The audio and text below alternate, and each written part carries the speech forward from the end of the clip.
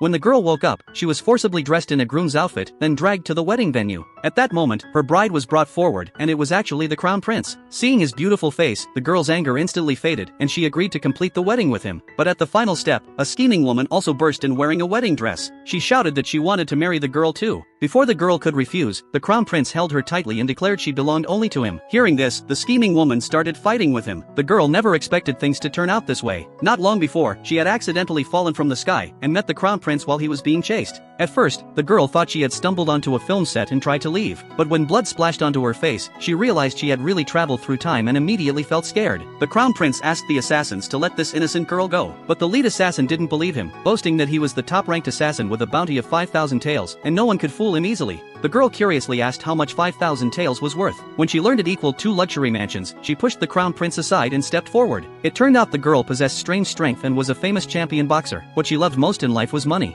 With just a few punches, she sent all the assassins flying into the trees. The crown prince tried to thank her, but was knocked unconscious by her punch. When he woke again, the girl was standing in a tree shouting, "Open sesame." She hadn't traveled back, instead, she fell off the tree. Seeing this, the crown prince invited her to become his guard and escort him back to the capital. But the girl refused, saying good people wouldn't get chased by assassins. Even though he begged her not to abandon him, she ran away without hesitation. However, when passing a restaurant, the girl felt extremely hungry. The crown prince quickly caught up and told her that being his guard came with plenty of food. He then handed her a banknote worth 2,000 taels. Only then did the girl agree. She eagerly ordered a table full of dishes. But the crown prince noticed that other guests had been staring at them. By the time he tried to warn her not to eat, it was already too late. The bandits tied them up and searched them, even finding the emperor's succession edict. Luckily, none of the bandits could read. The crown prince picked the edict back up, explaining it was a letter from his sick mother. Hearing this, the girl said that if he had told the truth earlier, she would have been his guard for free. But the bandit leader remained unmoved and urged them to hand over all their money, or they would all die. The girl easily broke free from the ropes. The next moment, her powerful punches knocked one of the bandits to the ground. The leader was terrified and immediately knelt with his followers. He tearfully claimed he had turned to kidnapping to save up for his mother's treatment. The crown prince couldn't help despising his fake pity. However, the girl believed him, praising the leader for being filial. She generously took out the banknote, saying she would go withdraw the money to pay for the treatment, so they wouldn't have to be bandits anymore. Hearing this, the crown prince panicked, because the banknote he had given her was fake.